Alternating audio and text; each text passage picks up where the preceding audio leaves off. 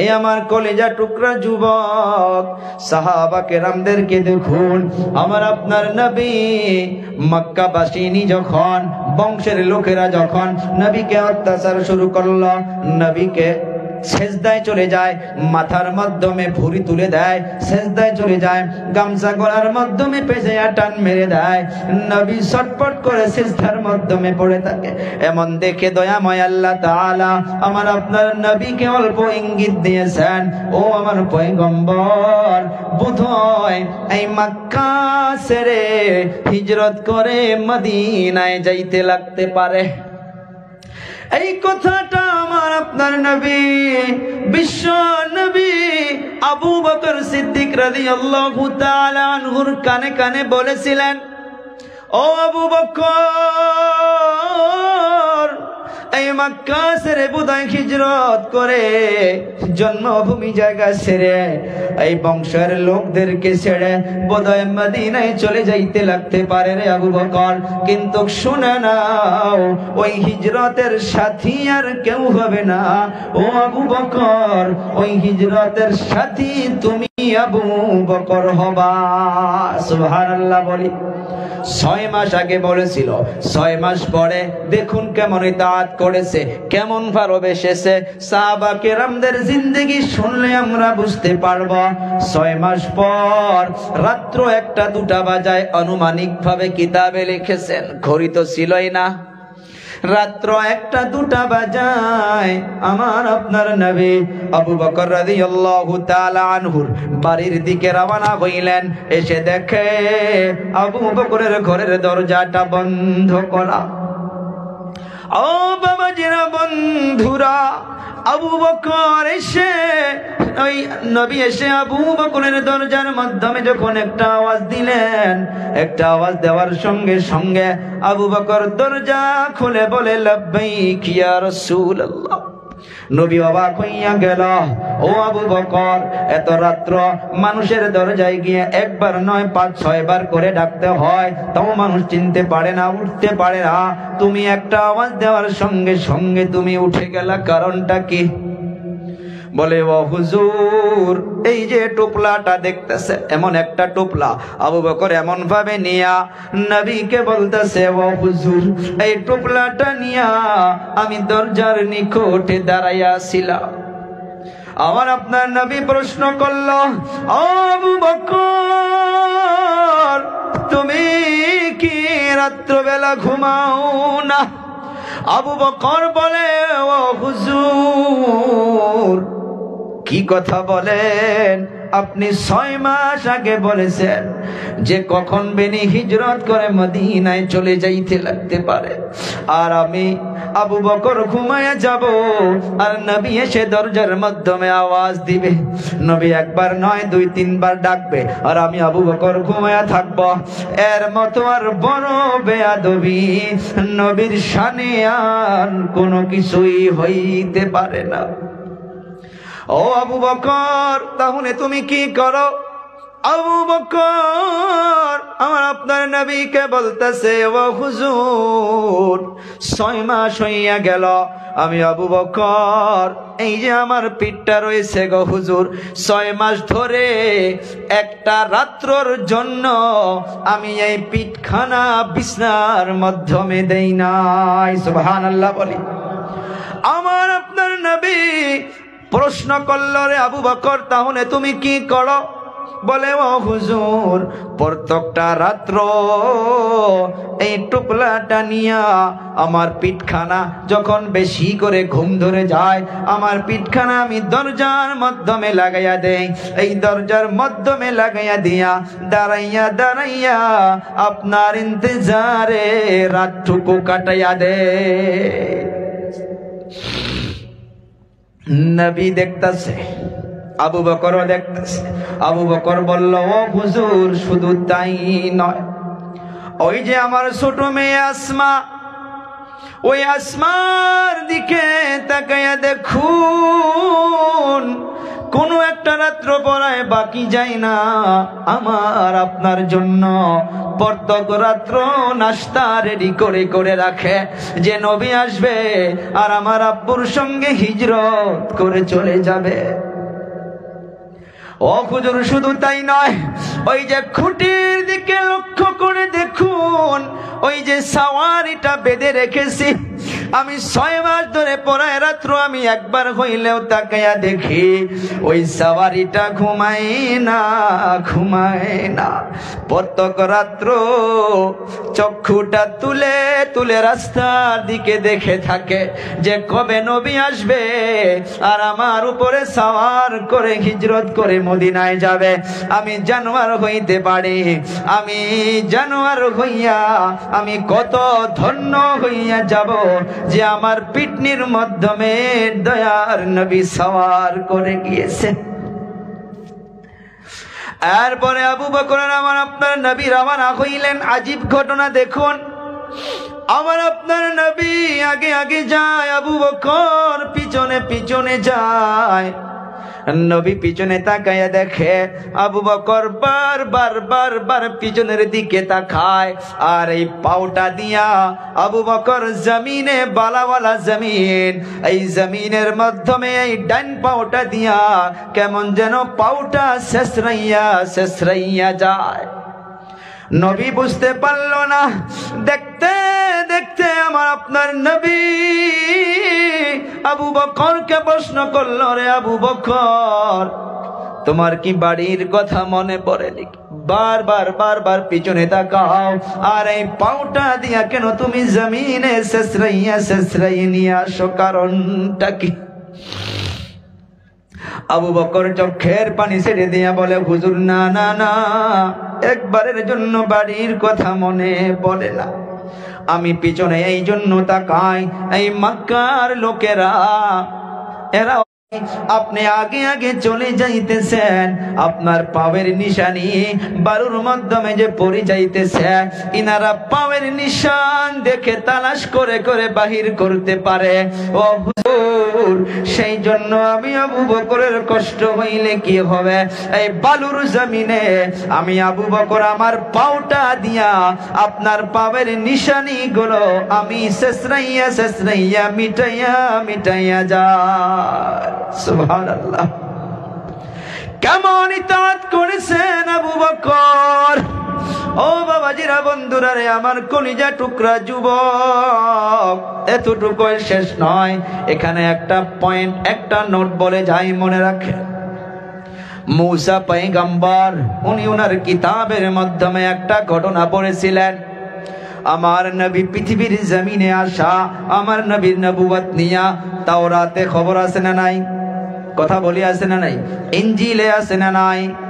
জাবুরে আছে না নাই? সব কিতাবে আমার নবীর আগমনের খবর আল্লাহ দিয়েছে, দেয় নাই? মুসা নবী ওনার কিতাবের মাধ্যমে 1300 বছর আগে পড়েছিলেন যে নাম হবে মুহাম্মদ, আব্বুর নাম হবে আব্দুল্লাহ, দাদার নাম হবে আব্দুল মুত্তালিব, আম্মার নাম হবে আমেনা। মক্কার মাধ্যমে আসবে, মক্কা থেকে মক্কাবাসিনী তার বংশের লোকেরা ওনাকে থাকতে দিবে না, হিজরত করে মদিনায় যাবে। মদিনায় যাওয়ার পথে একটা পাহাড়ের মাধ্যমে, একটা গাতার মাধ্যমে অল্প আরাম করবে। অনেকেই বলে যে গাতত পলাইছে, নবীর শানে বেয়াদবি হবো না এটা? গাতে কি নবী পলাইছে? না, রেস্ট, আরামের জন্য বসেছে, আরামের জন্য বসেছে। মুসা পয়গম্বর পড়েছিলেন যে অমুক নামের অমুক আসবে, মক্কা থেকে হিজরত করে মদিনায় যাবে, যাওয়ার পূর্বে একটা পাহাড়ের মাধ্যমে, একটা গাতার মাধ্যমে আরাম করবে। এই আওয়াজটা বিষাক্ত একটা সাপ শুনেছিলেন। এই সাপটা শোনার পর ওই সাপটা ওই চক্ষু দুটা নিয়া নবীর দিদারের জন্য ইন্তজার করে আছে। সুবহানাল্লাহ। ও আমার কলিজা টুকরা যুবক, ভালো করে মনোযোগের শোনো রে বাবারা। নবী আর আবু বকর রওনা হইলেন। চলতে চলতে চলতে চলতে ওই গারে সওরের মাধ্যমে পৌঁছে গেলেন। নবী ক্লান্ত হইয়া গেল। আবু বকরকে বলতেছে, রে আবু বকর, আমি অল্প রেস্ট নেব, অল্প আরাম করব। আবু বকর গাতার মাধ্যমে বসে গেল। আমার আপনার নবী আবু বকরের এখানে মাথাটা দিয়া ঘুমায়া পড়ল। আবু বকর এদিকে ওদিকে তাকাইয়া দেখে ওই গাতার মাধ্যমে অনেকগুলো ছোট ছোট গোত্র দেখা যায়। আবু বকর চাদর ছিঁড়ে ছিঁড়ে ছিঁড়ে ছিঁড়ে সব গোত্রগুলো বন্ধ করে দিয়েছে। কাপড় চাদর শেষ হইয়া গেল, একটা গোত্র বাকি রয়েছে। ওই যে সাপের কথা বললাম, ওই সাপটা 1300 বছর ধরে ওই নবীর চেহারাটা দিদারের জন্য ওই গাতের মাধ্যমে ইন্তজার করে আছে। আজ যদি আমার আপনার নিকটেও নবী থাকতো রে বাবারা, বন্ধুরা, কত না সম্মুখে আমরা ভালোবাসতাম, কত না নবীকে মোহাব্বত করতাম। সে নবী বলে গিয়েছে, মান আহাব্বা সুন্নতি ফাকাদ আহাব্বানি। আমি নবী না থাকতে পারি রে আমার উম্মত, যে আমার সুন্নতকে ভালোবাসবা, আমি নবী হইয়ে বলে গেলাম, সে যেন আমার নবীকে আমাকে মোহাব্বত করলো। সুবহানাল্লাহ। ওয়া মান আহাব্বানি কানা মাই ফিল জান্নাহ। আল্লাহু আকবার বলি। আর যে আমাকে মোহাব্বত করব, আমি নবী হইয়া বলে গেলাম, সে তো জান্নাতে যাবে এমনি না। কানা মাই, মাই শব্দের মানা হইতেছে সে আমার সঙ্গে, আমার সঙ্গে, অর্থাৎ নবী নিজেই বলতেছে সে আমার সাথে জান্নাতে প্রবেশ করবে। সুবহানাল্লাহ বলে। যুবকগুলো আছেন না নাই ভাই? হাত উঠাই জোরে করে আর একটা তাকবীর দেয়। অনেকের ঘুম ধরেছে, না রে তাকবীর। ও বাবারা, বন্ধুরা, ওই গোত্রর মাধ্যমে আমার আপনার নবী আর আবু বকর রেস্টের জন্য বসে গেল। একটা গোত্র বাকি ছিল, ওই গোত্রের মাধ্যমে বিষাক্ত ফেটি সাপটা ইন্তজার করে আছে। আবু বকর রাদিয়াল্লাহু তাআলা আনহু সুন্দর করে ওই পাউটা দিয়া ওই গাতার মাধ্যমে দিয়েছে যে এটাও বন্ধ করে রাখি। শুনুন, অনেকেই বলে সাপটা ডাইরেক্ট কামড় মেরেছে না, কয়েকটা কিতাব পড়ে দেখেছি, কয়েকটা সিরাত পড়ে দেখেছি, সাপটা ডাইরেক্ট কামড় মারে নাই। একবার আবু বকরকে এরকম করে একটা ঠোকা মেরেছে যে পাও সরাও, পাও সরাও। অনেক দিন ধরে আমার চক্ষু দুটা নিয়া আমি নবীর চেহারা দিদারের জন্য আসি। আবু বকর তো বুঝতে পারে নাই, পায়ের মাধ্যমে আর একবার ঠোকা মেরেছে, তাও পাও সরে না। সাপটা মনে করলো আমার তকদির বোধহয় খারাপ হইয়া গেল, যে নবীর একবার চেহারা দেখতে পারলে আমি সাপ হইয়া ধন্য হইয়া যাইব। তখন গোসা উঠে গেল। রাগের মাধ্যমে আবু বকরের পায়ের মাধ্যমে ওই সাপটা কামড় মেরে দিল রে বাবারা, বন্ধুরা। কামড় মারার সঙ্গে সঙ্গে আবু বকরের অল ব্লাডের মাধ্যমে, শরীরের মাধ্যমে রক্ত রক্ত বিষ একদম ছড়ে গেল। আবু বকরের এমন লাগতেছে কলিজাটা যেমন ছিঁড়ে পড়বে, কিন্তু আবু বকর লড়াচড়া করে না, লড়াচড়া করে না। দুনিয়ার মাধ্যমে আমার উংলিটা যদি চিপায় পড়ে যায়, চক্ষু দিয়া পানি এসে যায়। পায়ের উংলিটা যদি চিপায় পড়ে যায়, চক্ষু থেকে পানি এসে যায়। আবু বকর সহ্য করে আসে, লড়াচড়া এই জন্য করে না, এই জন্য করে না জানেন? কারণ এখানে আমার আপনার নবী ঘুমায়েছে। আবু বকর যদি পাউটা সরায়, নবীর নিদ্রাটা ভেঙে যাবে, নবী কষ্ট পাবে, নবীকে বেয়াদবি করা হবে। সেই জন্য নিজের কষ্ট নিজে সহ্য করে আসে।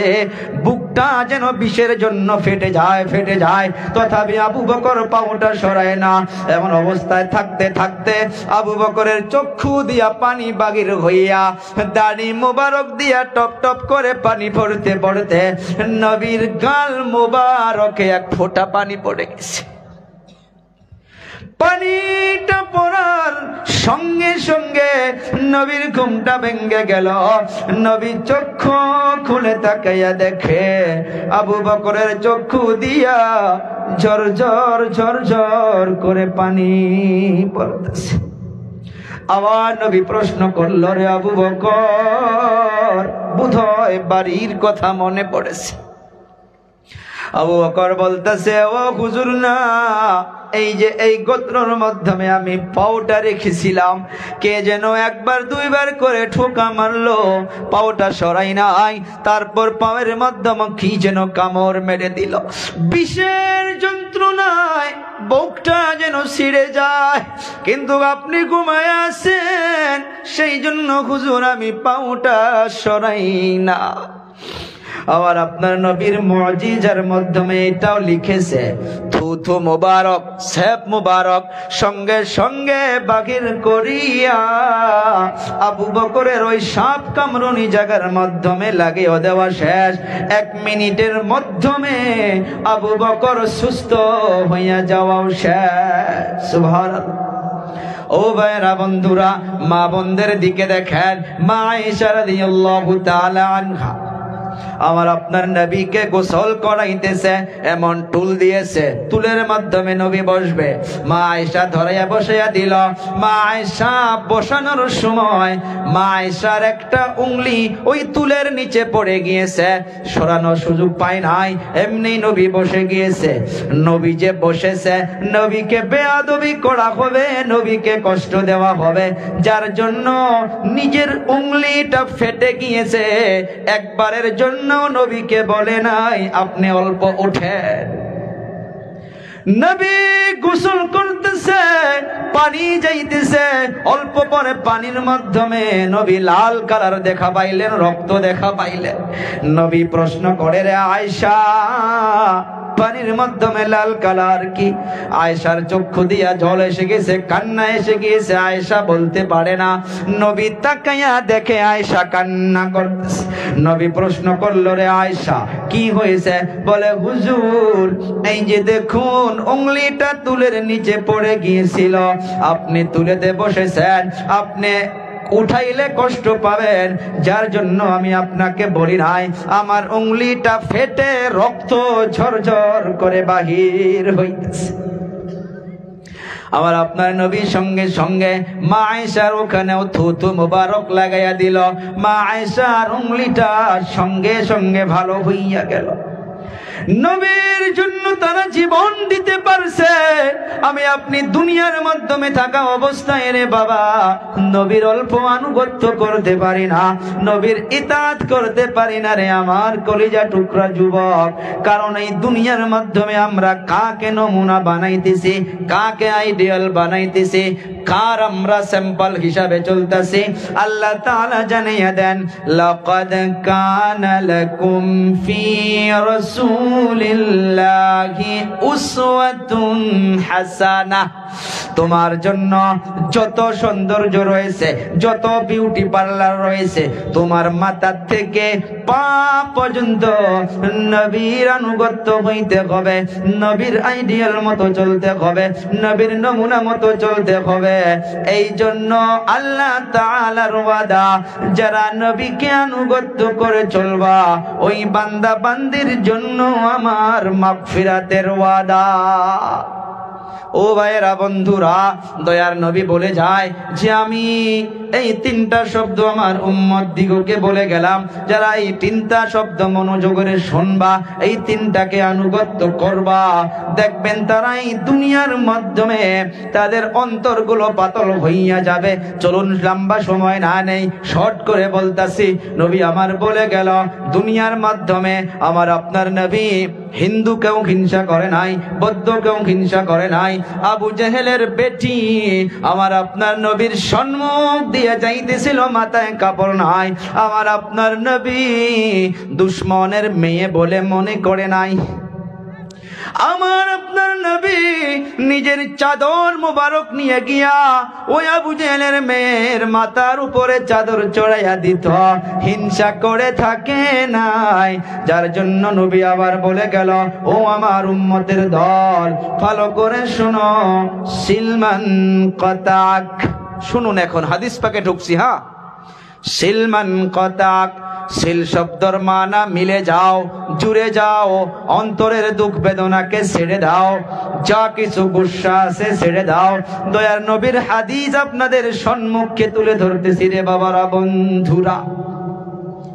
সিলমান কাতাক, কাতাক শব্দর মানা হইতেছে বংশ বুনিয়াদ হইতে পারে, এলাকাবাসী হইতে পারে, ভাই ভাই হইতে পারে, উস্তাদ ছাত্র হইতে পারে, বক্তা বক্তা হইতে পারে, ডক্টর ডক্টর হইতে পারে, বিজনেসম্যান বিজনেসম্যান হইতে পারে, জেসিবি ওয়ালা জেসিবি ওয়ালার সাথে হইতে পারে, এক ট্রাক্টর ওয়ালা আর এক ট্রাক্টর ওয়ালার সাথে হইতে পারে, এক মাদ্রাসা ওয়ালা আর এক মাদ্রাসা ওয়ালার সাথে হইতে পারে। কি কাতাক? কাতাক, কাতাক শব্দর মানা হইতেছে বিচ্ছিন্ন হইয়া যাওয়া, নরানামা হইয়া থাকা, গুসা করে থাকা, নারাজ হইয়া থাকা।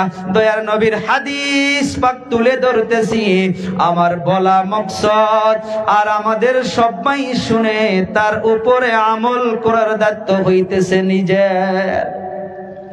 আল্লাহ আমল করাইয়া দিবে না। আল্লাহ তাআলা কোরআনে কারীমের মাধ্যমে জানাইয়া দিয়েছেন, শোনো, ইন্নাল্লাহা লা ইউগাইয়িরু মা বিকাউমিন হাত্তা ইউগাইয়িরু মা বিআনফুসিহিম। ইন্না শব্দর মানা নিশ্চয়, অবশ্যই, ইয়াকিনান। আল্লাহ তাআলা বলে, নিশ্চয় নিশ্চয় আমি আল্লাহ ওই সময় পর্যন্ত কোনো খারাপ মানুষকে ভালো বানাইয়া দেই না, ওই সময় পর্যন্ত কোনো মদ্যপান কারণেওয়ালা ব্যক্তিকে মদ্য ছাড়িয়া দেই না, ওই সময় পর্যন্ত কোনো জুয়া খেলনেওয়ালা ব্যক্তিকে জুয়া ছাড়িয়া দেই না, ওই সময় পর্যন্ত কোনো গ্রামবাসীকে ভালো বানাইয়া দেই না। হা হা, আমি আল্লাহ ওই সময় ভালো বানাইয়া দেই, হাত্তা ইউগাইয়িরু মা বিআনফুসিহিম। যত সময় পর্যন্ত কোনো মানুষ নিজেকে বদলানোর জন্য চেষ্টা করবে না, নিজেকে ভালো বানানোর জন্য চেষ্টা করবে না, দয়াময় আল্লাহ তার একটা সেকেন্ডও আগে কাউকে ভালো বানাইয়া দিবে না। ও আমার কলিজা টুকরা যুবক, ও বাবারা, বন্ধুরা, হাদিস পাকের মাধ্যমে 3টা অর্ডার আছে। কয়টা? কারা কারা মানবো? হাতটা উঁচু করে আল্লাহকে দেখাই। কষ্ট হবে মানতে, কিন্তু অনেক কষ্ট হবে। আগে বলেছি, রাত্র যদি বলি তাহাজ্জুদ পড়, কিছু বলেন আপনারা? এক মিনিট।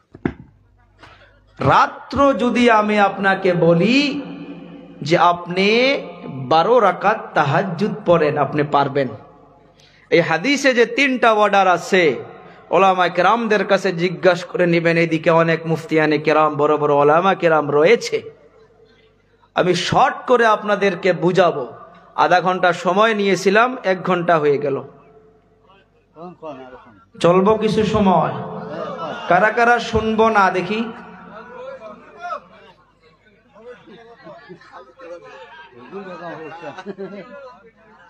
কারা কারা শুনবো? এবার হাত উঁচু করি। নারে তাকবীর। এই হাদিস পাকে 3টা অর্ডার আছে। কয়টা? আমি আগেই বলেছি, অন্য দিনের মতো আজকে আমি আয়াত নাই। আমাকে তো আর নতুন মানুষ না, আমি আয়াত পেশ করি, কিন্তু আজকে আয়াত নাই। কিন্তু একটা আয়াত নিছি হুজুর, আর একটা হাদিসের অল্প আমি নমুনা তুলে ধরবো, বাস, তারপরে আলোচনা শেষ। এই হাদিসের মাধ্যমে 3টা অর্ডার আছে। কয়টা? 3টা। মানার জন্য কিন্তু ওয়াদা করছি ভাই, আল্লাহর কাছে ওয়াদা করছি ভাই।